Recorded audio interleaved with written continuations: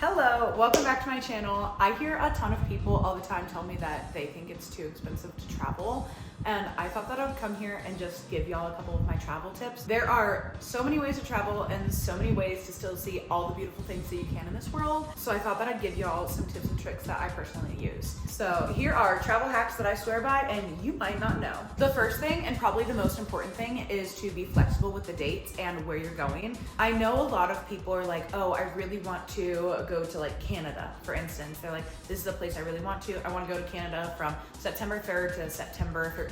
They want to do 10 days in Canada. When you're limiting yourself that much, it's going to be exponentially more expensive because you're automatically putting those dates and then that specific location into Google Flights, and it's going to be harder for you to find cheaper flights that way. I personally have an ongoing list of places that I want to visit, and I have them all in Google Flights tracking, so that way whenever something pops up super cheap, it will notify me on my Gmail, and then I can see if the dates work for me. Speaking of Google Flights, that is probably one of my favorite things to do, especially if I have just like a week that I want to go and do something. I'll go on Google Flights and then put I'm going out of Phoenix, and then I'll put for the end location anywhere, and it will show you from cheapest to most expensive things that you could do for that week and how cheap you can find the flights, and then also where you could go in the entire world. It doesn't just limit you to the United States, it also tells you places that you can go in Europe, in Africa, Australia, Japan, all these different locations. Something else that I like to do is I'll try and go in incognito mode. I personally never noticed a huge difference, but I've heard many people say that when they've gone and searched the same flight multiple times for the same exact place in the same exact time, then it's been more expensive each time that they've looked. But once they've gone to incognito mode, then it's been a little less expensive. I've personally never witnessed that because as soon as I find something that's cheaper than what it usually is, I book it immediately. I don't second guess it. Something else that I've never been able to do, but I've always been waiting to do, is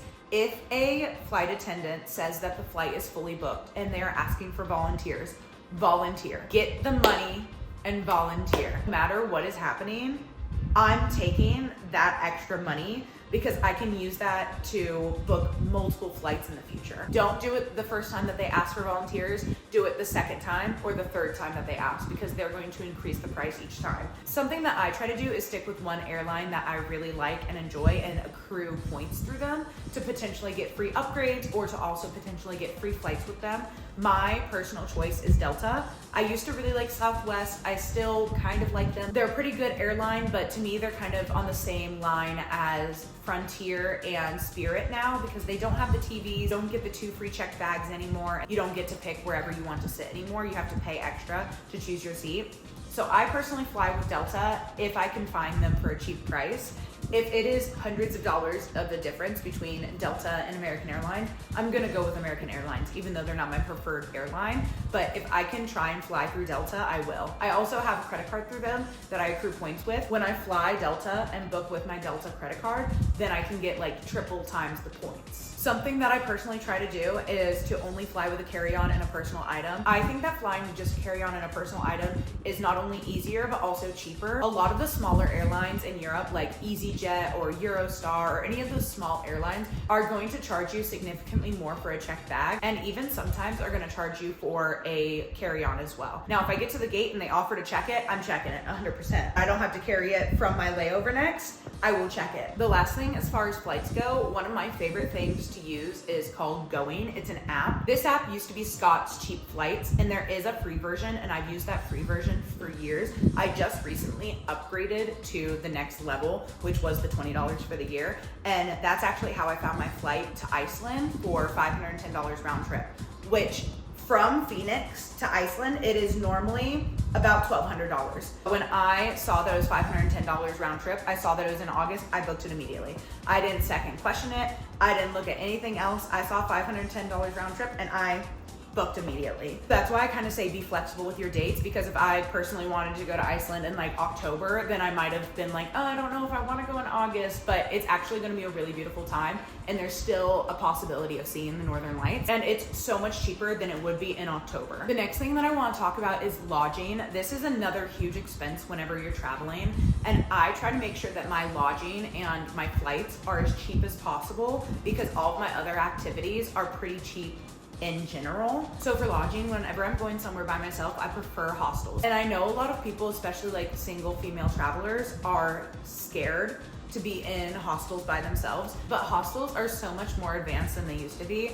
So many hostels that I've been to have female only dorms where it's 4 to 6 females in a dorm. I personally don't care if a mixed dorm is cheaper than a female only dorm, then I'm gonna do the mixed dorm. My personal favorite way to find hostels is by doing hostelworld.com, and then to save money, instead of booking the hostel through hostelworld.com, you Google search the actual hostel's name that you like, and you find their website and book through them. 9 times out of 10, it's cheaper. If you're traveling with more than 2 people, sometimes hostels aren't beneficial because you have to pay per person, per bed. If you're 4 people, you'd have to pay for 4 people in that hostel, and that's gonna end up being around like $200-ish when it might have been more beneficial to just get an Airbnb instead and split it between the 4 people. If you are getting an Airbnb, I always get an Airbnb that has a kitchen. Whenever I'm looking at Airbnbs, I always look for a kitchen. If you're a little bougie and you really like hotels as opposed to hostels and Airbnbs, I personally try to stick with one hotel brand. My preferred hotel brand is Marriott. I've been a Marriott user for almost 10 years. Every time I go, I can always get early check-in and I can always get late checkout. When I went to Europe 3 years ago, I got like 15 days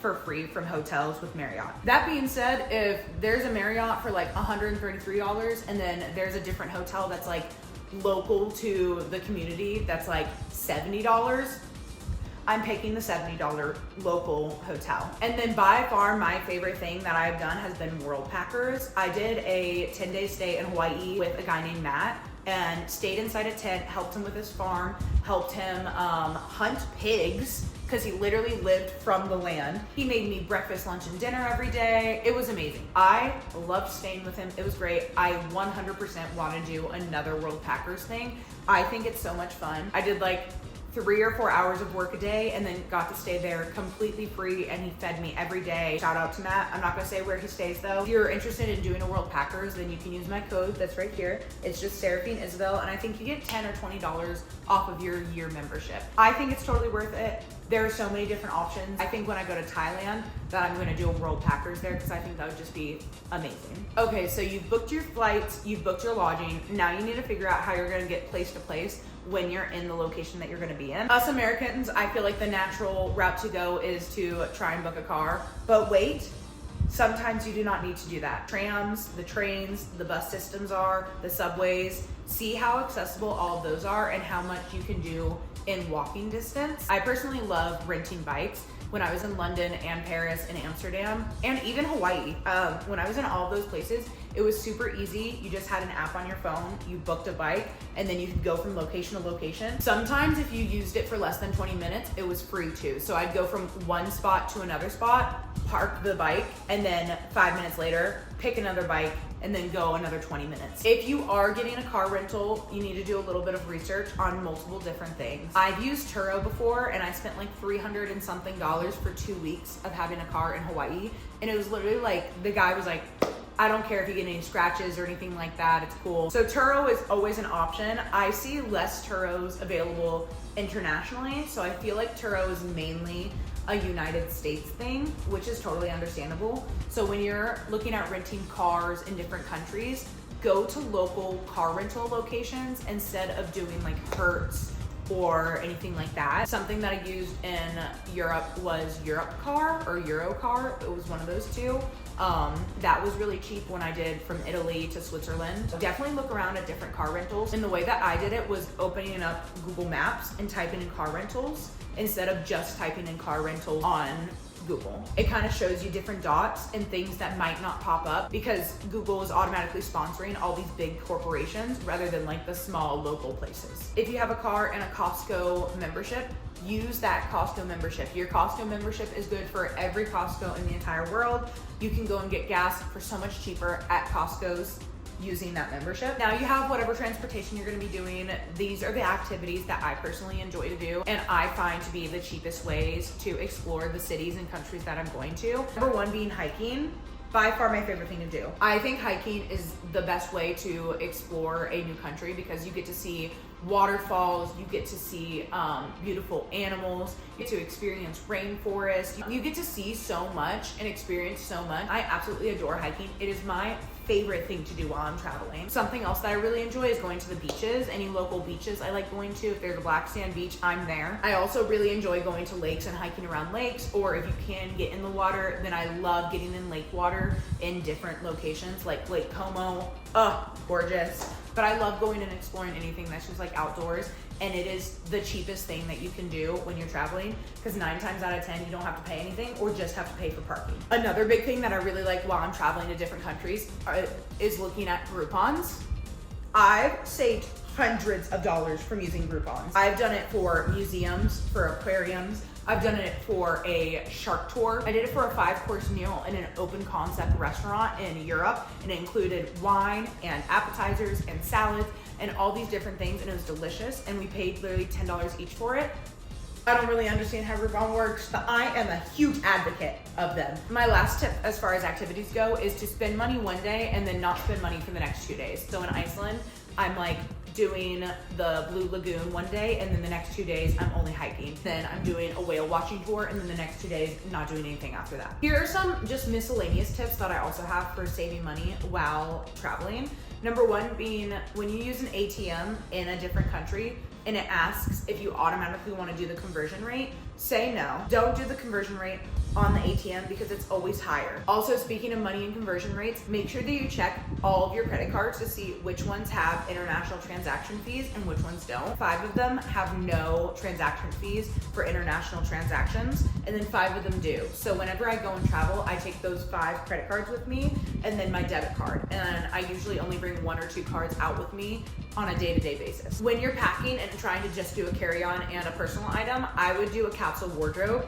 I'll bring like 5 bottoms and 5 tops, but they all can go with each other and make multiple different outfits. And then I bring like 1 or 2 dresses. So that way I always have different options and can like switch things up. So I'm not wearing the same thing in every picture, but I would never bring something that was like so absurdly crazy that I can't wear it with like anything but 1 pair of pants. And my last tip that I have is to bring a refillable water bottle, because specifically in Europe, there are so many water fountains all around. I see people on here talking all the time saying that like water is so hard to find in different countries in Europe, but I never had a problem. I could literally type in on Google Maps or on Apple Maps water fountain, and it would bring me to so many different water fountains. There were even water fountains with carbonated water, and it's all free water. So whoever is saying that it's so hard to find water in different countries in Europe, y'all are liars. Just didn't want to bring a refillable water bottle. All right, that is a wrap on how to keep travel cheap without sacrificing any of the fun magic. Here are some things to remember. Be flexible with your dates. Stick to 1 hotel brand. Hey Marriott. Hey girl. Save big by skipping the big corporations with car rentals and try something that's smaller, or even look at local transportation. And don't forget, some of the best things to do when you're traveling are completely free, like hiking, going to the beaches, going to lakes. Some of the museums that you can go to are free. It really just depends, but there are so many free options that it is impossible to not find a free option in a city that you're going to. The world is a lot more accessible than you think. It takes some planning and a couple of savvy little tricks. So if you learned anything from this video, give me a like, give me a comment down below, or maybe even subscribe for some more travel information or more travel goodies. Thanks for hanging out with me. I'm Saraphine. I'll see you in the next travel video or travel budget video. Until then, keep dreaming big and traveling smart. Bye.